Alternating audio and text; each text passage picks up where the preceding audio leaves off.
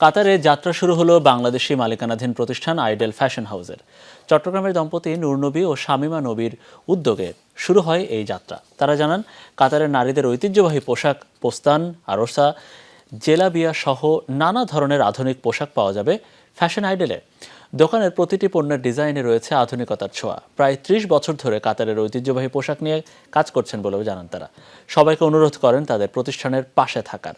আশাবাদ ব্যক্ত করেন ভবিষ্যতে নিজেদের প্রতিষ্ঠানে অনেক প্রবাসীদের কর্মসংস্থানের ব্যবস্থা করা হবে। অনুষ্ঠানে উপস্থিত ছিলেন দেশটিতে নিযুক্ত বাংলাদেশের রাষ্ট্রদূত মোহাম্মদ নজরুল ইসলাম।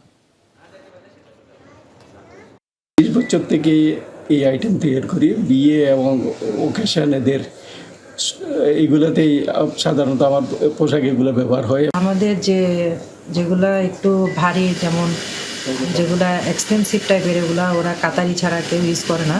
তবে এখন আমরা দেখতেছি এখন বিভিন্ন ধরনের মিশর তিমিশে ওরাও একটু পছন্দ করতেছে, কিন্তু আমরা ওদের সাধ্যের মধ্যে আমরা প্রাইসটা রাখতেছি আর কি। ওনারা এর মাধ্যমে বাংলাদেশের ইমেজ বৃদ্ধি করছেন, একটি কান্ট্রি ব্র্যান্ডিং হচ্ছে এবং বাংলাদেশের সর্বোপরি যে উদ্যোক্তাদের উপরে একটি কাতারের যে কনজিউমারদের যে বিশ্বাস, সেটা আরও দৃঢ় হচ্ছে।